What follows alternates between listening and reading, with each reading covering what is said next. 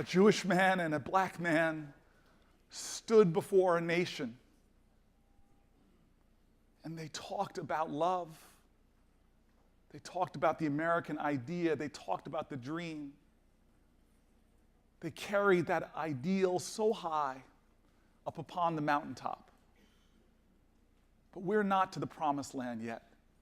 It falls to us, the future generations, to do that work, to make this truly the beloved community, to make this truly a nation where justice rolls down like water and righteousness like a mighty stream. Hate is not the threat now.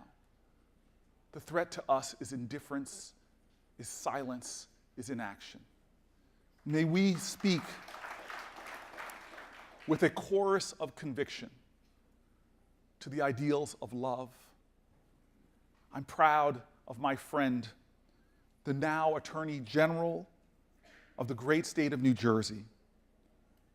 Attorney General Grewal has lived his life as truly the generation after King of a person committed to the ideals of love. He has championed justice and equality for all New Jerseyans and all Americans. And in his very short time in his position, he has already made New Jersey a national leader in protecting dreamers and immigrant communities, is working to stamp out hate, hold haters accountable, and call us to account to be agents of love. Just last week, he issued a directive aimed at protecting New Jersey immigrant communities because he remembers the call of our ancestors to welcome the immigrant, for you too were a stranger in a strange land. In his work, he has revealed his character. Who you are speaks so loudly, I can't hear what you say. His honor, his love speaks volumes. He truly is living that ideal of American sacred honor. And he also has been someone who has had hatred and bigotry and ignorance directed at him as a Sikh American. Attorney General Grewal has demonstrated how to walk with grace, how to return hatred with more determined love, how to encounter bigotry and still lift others to the ideals of kindness and decency. He knows the truth of our nation, that you cannot lead the people if you don't love the people. It is my honor to present the 2018 ADL Blum Kovler Nation of Immigrants Award to the great New Jersey Attorney General, Gurbir Grewal.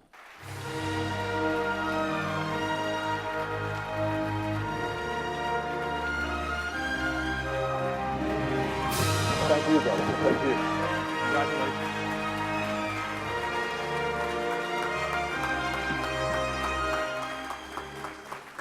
Wow. Good morning, everyone. Wow. Thank you, Senator Booker, for those incredible remarks and that warm introduction. This is probably the second or third time that I've followed the senator to a stage, and it's never easy. And I'm going to make a note to myself that if I ever get an award again, a national award like this one, I'll get a less dynamic speaker to introduce me. ADL, it is such an honor to join you this morning, not just to receive this Blum Kovler Nation of Immigrants Award, but also just to have the opportunity, the privilege really, to stand with an organization that has been a national leader in its fight against anti-Semitism and in its fight against hate. I want to thank you for all of your work. And I want to thank you for recognizing with this award the work that we are doing at the New Jersey Attorney General's office. This award is an award that supports efforts to treat immigrants with fairness and with respect, efforts to welcome our immigrant brothers and sisters into the fabric of our society, and an award that last year went to HIAS, an organization that, because of its extraordinary work, sets a high bar for all future recipients.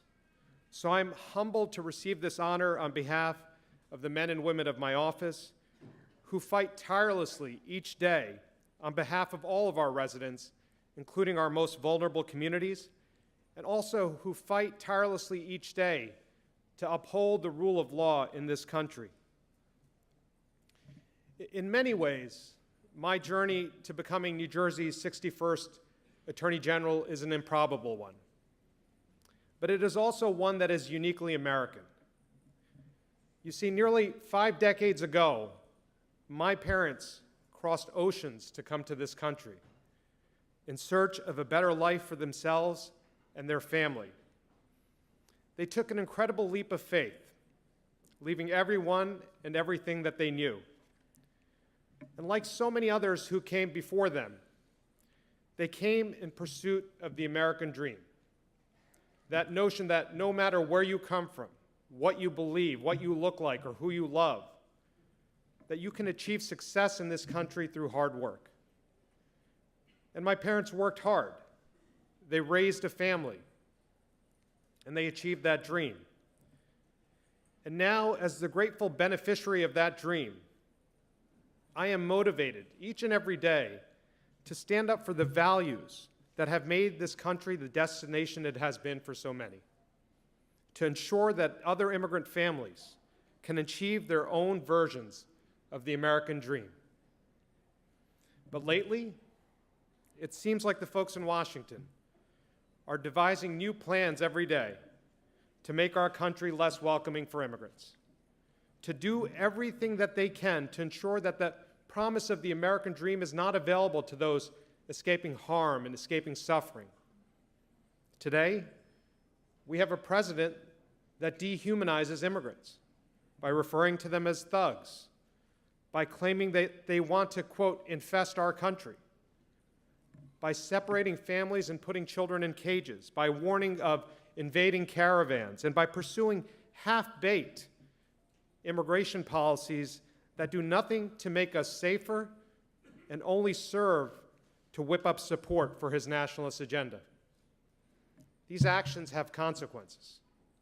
First, for our immigrant communities, the result is that the federal government has cultivated a culture of fear, a fear that drives some of our most vulnerable residents deeper into the shadows. These residents fear that a traffic stop will now land them in a detention center, and so they avoid the day-to-day tasks that you and I take for granted.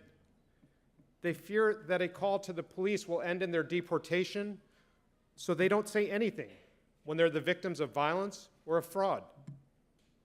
They fear that an ICE officer will be waiting for them at a courthouse, so they refuse to testify at trial. Crimes go unreported. Criminals remain on the street. Justice goes unserved, and this affects everyone's public safety. But as if all of that weren't enough, the policies and rhetoric out of Washington have directly contributed also to the rising tide of hate and intolerance that we are witnessing across this country. Today, we see people openly questioning the patriotism and the loyalty of their neighbors because of how they dress, of how they look, how they worship, or who they love. These messengers of hate are no longer confined to those dark recesses of the internet. They have been emboldened to come out of the shadows. They have been emboldened because some of our leaders invite or encourage their behavior, or because others countenance it or ignore it altogether. And as a result, we have seen incidents of hate and bias across our nation and across New Jersey. Incidents where individuals have painted the walls of schools and synagogues and of homes with words and images and symbols we had thought we would never see again. In fact, the ADL reported almost 2,000 anti-Semitic incidents in the United States in 2017, including physical assaults and acts of vandalism. That's nearly 60% higher than in 2016. And we are all too aware of the problem in New Jersey. 208 incidents across New Jersey of anti-Semitism in 2017. But it's not just numbers. Our collective hearts broke last month when we bore witness to the deadliest attack on Jews in American history. Lives lost and families shattered by the twin threats of hate and gun violence. And how can any of us, how can we ever forget what we saw 1 year ago?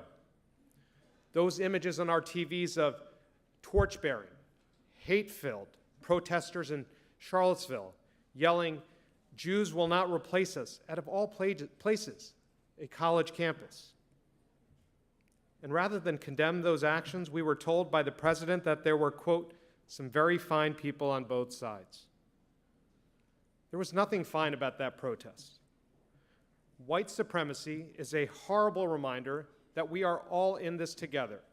Jews, African Americans, Hispanic Americans, Asian Americans, Muslims, Sikhs, all of us, regardless of whether our families were refugees to this country 100 years ago or 100 days ago.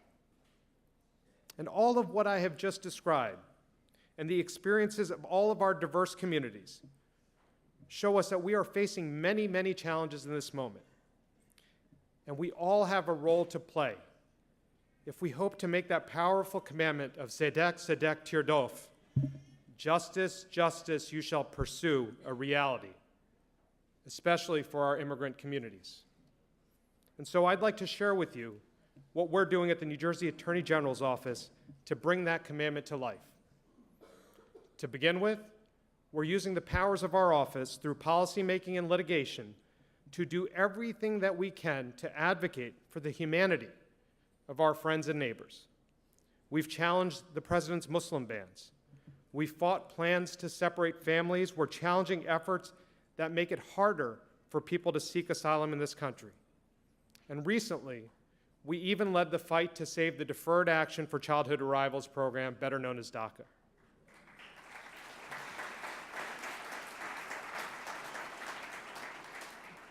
When the state of Texas tried to strip away protections from our nation's dreamers and sought an immediate end to that program, we went down to a federal court in Texas and we stopped them. We convinced a district court that Texas had no right to terminate that program immediately. And as a result, our nation's 800,000 dreamers, including the 17,000 that call New Jersey home, can for the moment continue to live their lives without the fear of deportation. And just last week, we took another bold step to protect New Jersey's immigrant communities. We issued a new first-of-its-kind law enforcement directive that draws a clear, bright line between New Jersey's law enforcement officers on the one hand and federal civil immigration authorities on the other. That directive applies to all 36,000 law enforcement officers in New Jersey, everyone from state troopers to local beat cops to correctional officers. And our approach is simple. We're limiting the voluntary assistance that New Jersey law enforcement officers provide to federal civil immigration authorities.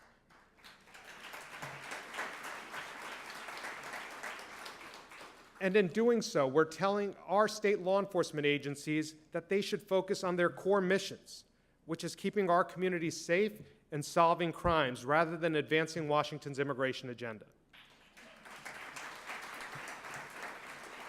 And in doing so, we want to create an environment where all of our residents feel safe around law enforcement officers. We want to show that you can be pro-immigrant and pro-law enforcement at the same time. And that's what being fair and welcoming to our immigrant communities requires of us.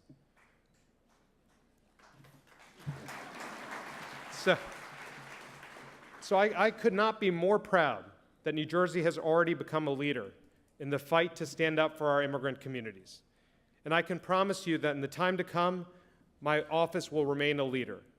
And I can also promise you this: whenever we see acts of anti-Semitism or hatred of any type, we're committed to taking the same strong action.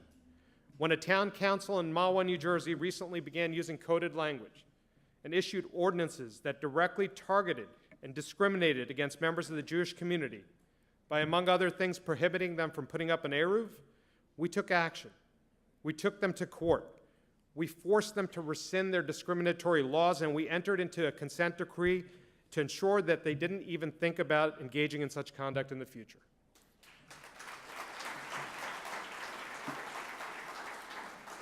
And recently, after the shooting at Squirrel Hill, I not only condemn the attacker and his hateful ideology, but I also joined with Governor Murphy in calling for stronger laws to combat gun trafficking and gun violence. And we continue to work hand in hand with the New Jersey State Police, our Office of Homeland Security and Preparedness, to provide religious leaders with information and training on how to protect their synagogues and other houses of worship. And it's not just anti-Semitism, of course. It's hate against any one of our communities. And that's why we're also working with our Department of Education to develop anti-bias programs for middle school and high school students. Through our Division of Civil Rights, we're expanding our efforts to enforce our anti-discrimination law, one of the strongest in the nation, and we're committed to investigating and prosecuting bias crimes to the fullest extent of the law. It's all with an eye towards sending a strong deterrent message that we have zero tolerance in New Jersey for hate. Because bias against any one of our communities is a threat to all of our communities.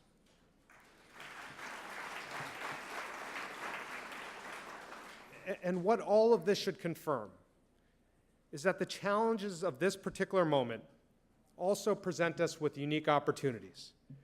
Unique opportunities to protect our residents from anti-Semitism, hate, discrimination, and unfortunately even violence. And unique opportunities to advance the rights of the very communities that need us the most right now, like our immigrant brothers and sisters. We may face unique challenges, ones that we had thought we had left behind decades ago. But we will continue to face them united, because Tzedek, Tzedek Tirdof, justice, justice we shall pursue together. Thank you.